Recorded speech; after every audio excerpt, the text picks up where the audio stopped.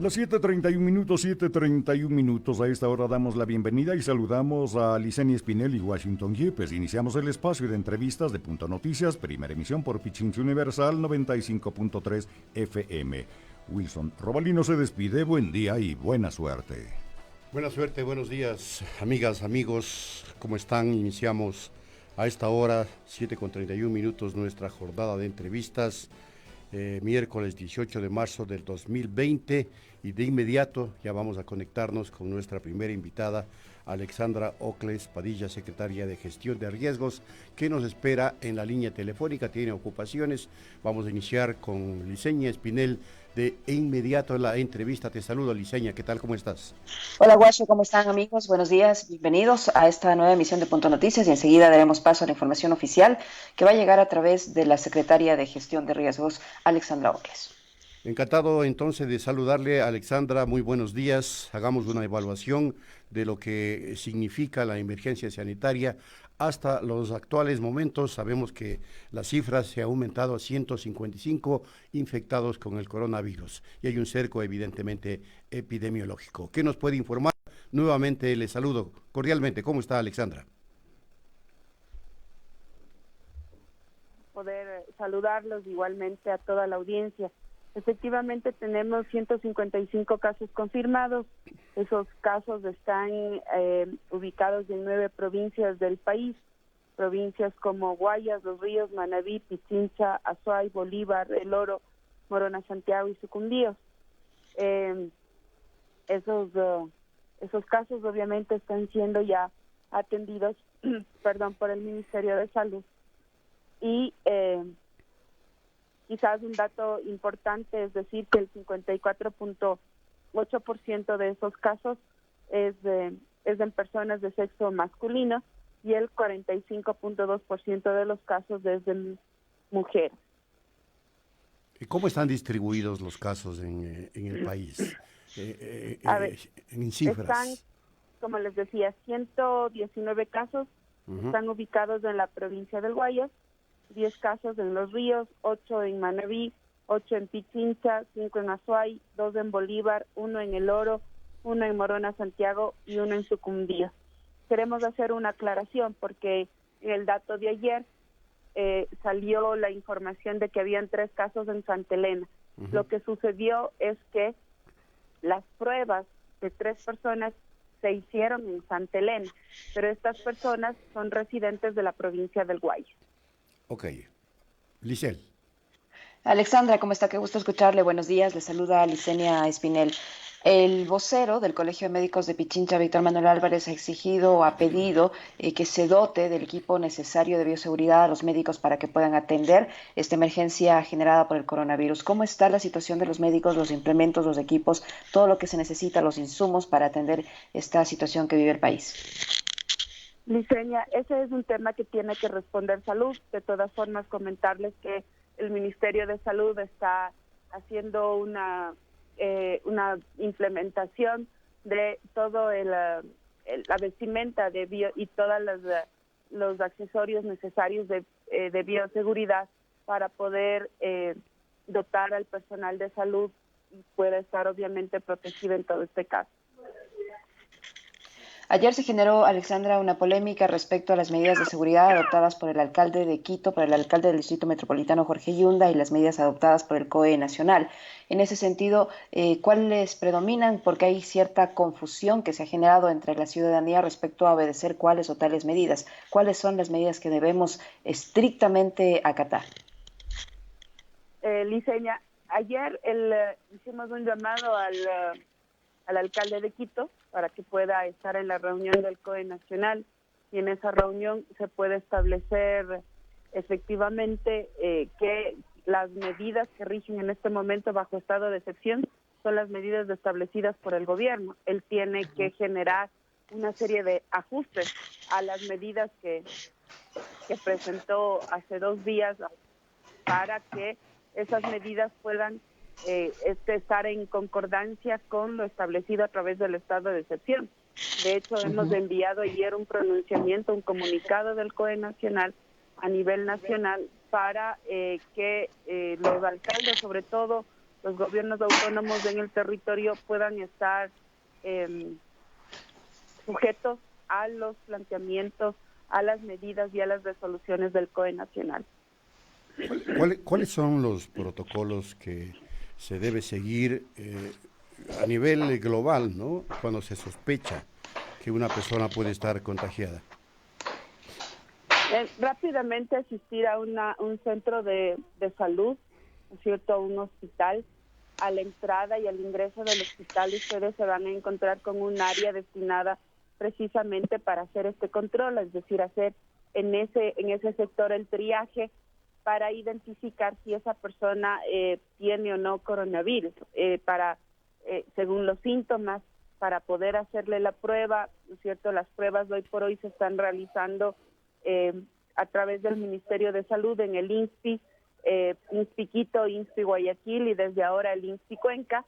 En ese sentido estamos trabajando y luego también se ha abierto esta posibilidad de que las pruebas se puedan hacer a través de laboratorios privados con un costo determinado también.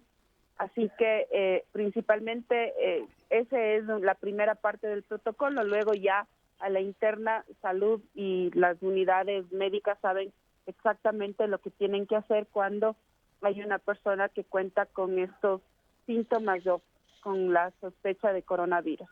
Otra cosa que está generando confusión, justamente porque ayer hicimos una entrevista al alcalde capitalino. Él decía que la gente que se sienta con alguna sintomatología debería llamar al 911, mientras que desde el COE se dice al 171.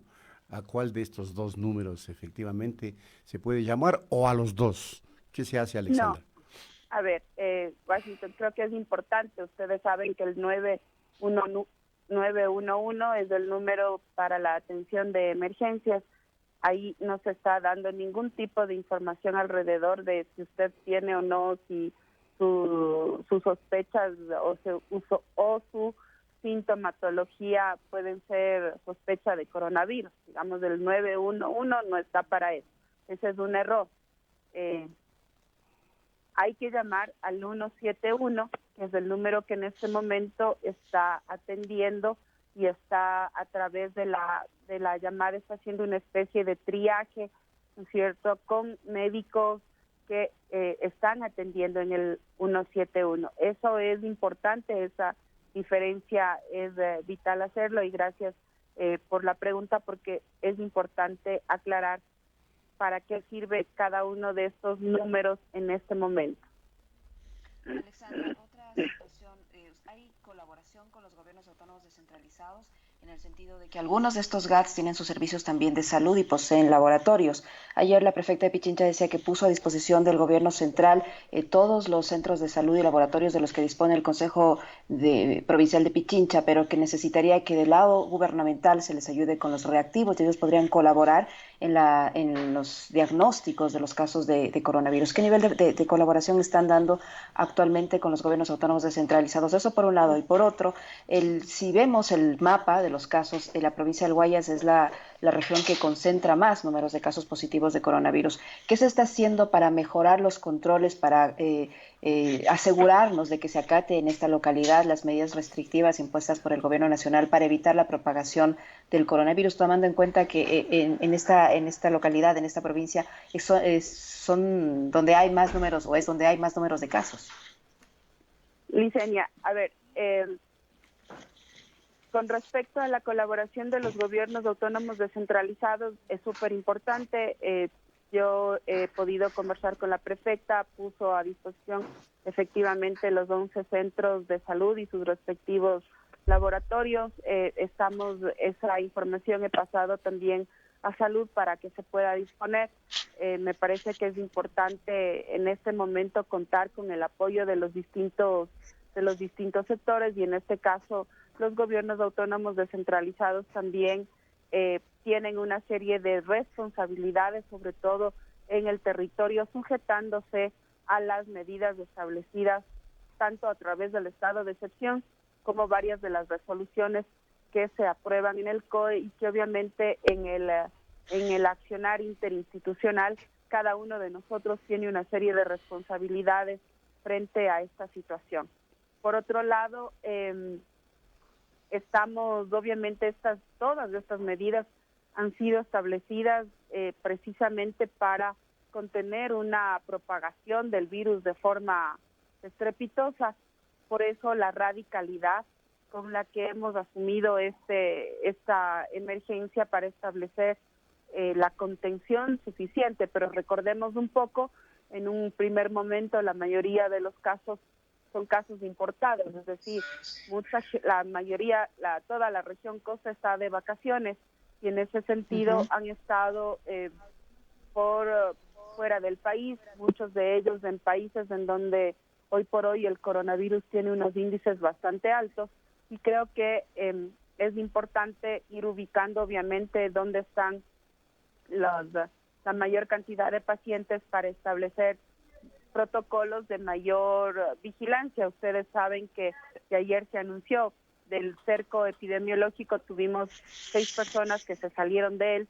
Esas personas serán sancionadas porque lo que necesitamos en este momento de la población es una actuación responsable, es mayor disciplina frente al cumplimiento de las medidas y el respeto a estar dentro del cerco epidemiológico si ha sido contacto de algún caso positivo o sus pruebas están en análisis. Así es, pero mire que incluso la representante de la Organización Mundial de la Salud, Gina Watson, ha manifestado su preocupación por la situación de Guayaquil, en especial por el número de casos que se registran y por la falta de conciencia de la ciudadanía en acatar las disposiciones. Ahí veníamos fotografías que se comparaba Quito con Guayaquil. En Quito prácticamente no había nadie, no había un auto, mientras en Guayaquil parecía un día absolutamente normal a pesar de regir medidas de restricción a nivel nacional. Sin duda, es importante, yo insisto mucho, al final de esto sacaremos varias lecciones aprendidas. Para mí la primera lección en este caso es que somos una sociedad indisciplinada, somos una sociedad irrespetuosa, la que cree que puede hacer lo que le da la gana. Y perdón que lo diga de esta manera, pero así lo hemos visto y hemos visto el comportamiento de muchos ciudadanos en el territorio nacional, especialmente en la costa, es decir, asumir que esto no me va a tocar es irresponsable, asumir que yo no me puedo contagiar también es una falsedad. Digamos, todos estamos expuestos a un posible contagio. Si nos guardamos en la casa, si nos quedamos en la casa, esa medida nos ayuda precisamente a evitar una propagación masiva, ya que tengamos unos índices altos de contagio y de mortalidad como hoy está pasando en varios países europeos. Creo que esa para mí es una de las primeras lecciones. Por tanto, hay que hacer un cambio de comportamiento, hay que aprender a respetar la norma, hay que entender la situación por la que estamos pasando, además, porque es una pandemia, en este caso, nueva, ¿no es cierto?, que en los médicos y los científicos han establecido una serie ya de protocolos, de escenarios alrededor de esta pandemia, y hay que aprender a conocerla porque seguramente al estilo de la H1N1 seguiremos manteniéndola en el país, pero hay que saber manejarla y hay que saber comportarse. Por tanto, hay que hacer también una transformación de nuestros patrones culturales en torno a los tipos de comportamiento, a lo que sucede hoy por hoy, a nuestras formas de saludar. Hoy hay que mantener distancia social, que es súper importante para evitar cualquier posibilidad de contagio. Lo que vimos en Quito el día anteayer es que con la restricción de movilidad, varios buses obviamente parecería que iban con pocas personas, pero el conductor indicó a las personas que se tienen que agachar para que no se note que está yendo con un aforo mucho más amplio que el establecido. Así que esos temas, digamos que lo único que hacen es engañarse a sí mismos, es decir, no entender que ir amontonados en un bus es, sin lugar a dudas, un sitio de contagio seguro. Esas cosas tienen que cambiar. Ok, Alexandra, la ministra Romo anunció que el gobierno pondrá en marcha un sistema de rastreo satelital para las personas que están en el cerco epidemiológico. ¿Está ya en marcha este sistema o lo están pensando hacer? estamos ya implementando en el transcurso de estos días, a partir de hoy, precisamente por el hecho de que de haber descubierto que tenemos en los controles que tenemos 6 personas que salieron del cerco. Entonces hay que cambiar la medida y hay que establecer una mejor forma de control, porque hay que entender que también esto pasa por un espacio de confianza en la ciudadanía, de confianza en la gente, pero ya hemos visto que eso no funciona, digamos, no con gente que cree que está por encima de la norma, y obviamente hay que tomar entonces otro tipo de actitud y hay que establecer una serie de sanciones para educar al ciudadano en este sentido. Sin duda, y esta pregunta me lleva a otra. Hay mucha gente que está atravesando situaciones de emergencia, enfermedad de algún pariente que no necesariamente tiene que ver con el coronavirus y no sabe cómo salir, hacia dónde debe dirigirse para obtener el salvoconducto, porque ahí también hay una confusión. No sé si se van al municipio o se van al COE o al 911, ¿a dónde mismo deberían ir para obtener ese salvoconducto? El salvoconducto está en línea, está en la página del Ministerio de Gobierno, digamos, está ahí el salvoconducto, el formulario. Ahí es importante tomar en cuenta algunas cosas. La primera es saber si esa persona es o no de la tercera edad. Si es o no de la tercera edad, hay que evitar que esa persona salga, pero si tiene necesidad de atención, digamos, es importante comunicarse con la unidad médica en la cual se hace atender, porque si es, por ejemplo, un jubilado, se puede llamar al número establecido en el IES y esa persona puede solicitar más bien que el médico la vaya a ver, tal como tiene establecido el IES en este momento, obviamente con todas las normas de seguridad y de bioseguridad. Segundo, si tiene una cita y tiene restricción en este momento, tal como está establecido, es mejor cambiar la cita, hay esa apertura, entonces hay que llamar respectivamente a la unidad médica para que le puedan cambiar la cita y así no exponerse, sobre todo por el cuidado que hay que tener con las personas adultos mayores en este momento. Desde el día de ayer, y esto le comento porque es motivo de preocupación ciudadana, desde el día de ayer hay una pareja de ancianos, de personas de la tercera edad, que han estado llamando a nuestra emisora en el Valle, que dicen sentir esta sintomatología, es decir, tos seca, un poco de fiebre, pero son los dos solos, es decir, no hay quien les atienda. Llamaron al 171 y les dieron cita para abril, según ellos mismos. Consecuentemente no saben qué hacer, no saben cómo salir. Yo inclusive les había dicho que den la dirección al aire a través de nuestra emisora para ver si es que una unidad médica los visita. ¿Qué hacen en estos casos? Washington, si ustedes tienen los datos, sería importante que nos lo hagan llegar. Nosotros podemos establecer aquí para que el Ministerio de Salud pueda acercarse directamente donde esta pareja de adultos mayores. Ok, ya vamos entonces a verificar esto para enviarles los datos pertinentes. Liceña. Ya rige desde ayer, empezó a regir el toque de queda en el horario establecido por las autoridades. Tienen reportes de personas que han violado este toque de queda de algún detenido en algún lugar del país, en Quito, en alguna ciudad. Eso por un lado, y por otro, se ha pensado tal vez en ejercer controles más absolutos, más radicales, hablar con las autoridades específicamente de Guayaquil para que se cierre todo, como en un determinado momento se cerró acá y la gente sí ha empezado a acatarlo. Se ha pensado en dialogar con las autoridades guayaquileñas para que se haga un control más estricto de la gente. Estamos en continuo diálogo con las autoridades para establecer y para que ellas hagan seguimiento de las medidas, hagan un control también de las medidas en cada una de las localidades. Hay acciones que se tienen que decidir en el COE nacional. Supongo hoy tendremos el reporte de lo que ha significado esta primera noche de toque de queda. Eso seguramente la ministra de Gobierno lo anunciará más adelante. Una preocupación más. El director general de la Organización Mundial de la Salud, de la OMS, ha instado a los gobiernos a realizar pruebas de coronavirus a quienes puedan tener síntomas cercanos y no solo a quienes están afectados leve o gravemente, como es el protocolo actual en el Ecuador. De pronto se puede considerar esta recomendación, Alexandra. Sí, por eso también hemos ampliado la posibilidad de que existan laboratorios particulares que puedan hacer esa prueba. Es decir, si usted tiene una sospecha y cree que está con algunos de los síntomas, es importante en este caso poder acercarse a los laboratorios que están acreditados a través del Ministerio de Salud.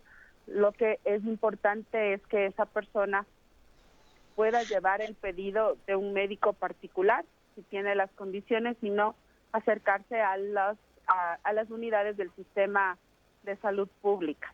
Ajá, muy Entonces, ese es un poco el protocolo en este caso, para que las personas también que tienen quizás un poco más de posibilidades y creen que tienen alguna ligera sospecha o sintomatología, puedan acercarse a un médico o a su médico particular, solicitar el pedido de la prueba y hacerse la prueba en laboratorios privados. Alexandra, ¿qué va a pasar con las personas que no tienen un empleo fijo, que no reciben una remuneración fija, que viven del comercio informal y que pueden estar padeciendo un cuadro de coronavirus? Ellos, ¿dónde pueden acceder? Y si no están en condiciones de pagarse una prueba de coronavirus, tomando en cuenta los costos que dijo ayer la ministra de Gobierno. Por un lado. Por otro, se ha pensado pedir colaboración internacional, en este caso China, que ha tenido una experiencia bastante amplia en este tema, pues se originó allí el coronavirus y ya está saliendo de esta situación. ¿Se ha pensado en pedir asesoría, colaboración con China, por ejemplo?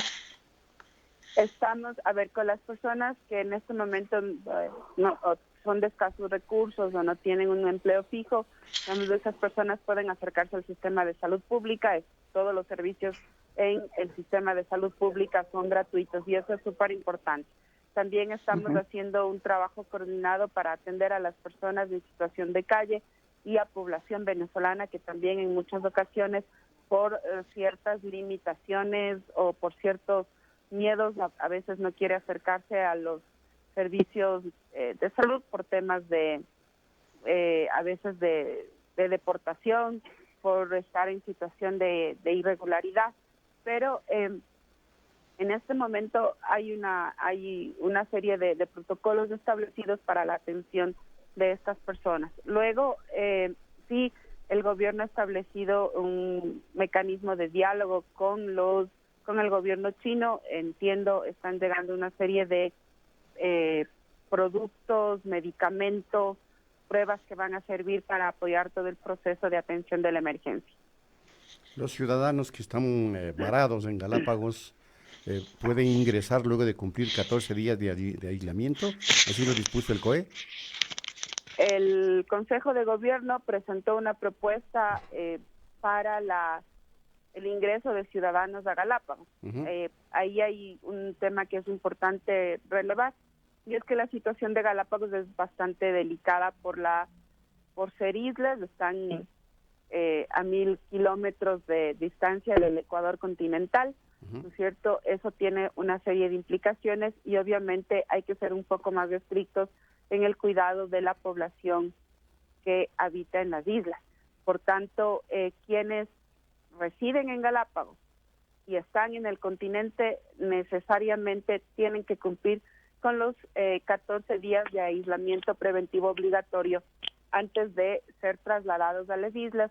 El Consejo de Gobierno está estableciendo conjuntamente con la DAC y el Ministerio de Transporte una serie de vuelos seguramente logísticos que permitan transportar a la población residente de Galápagos hacia las islas y luego sacar también población extranjera y del continente que necesitan regresar, digamos, a las distintas provincias continentales. Así que sí hay un protocolo estricto para el ingreso en este rato a Galápagos.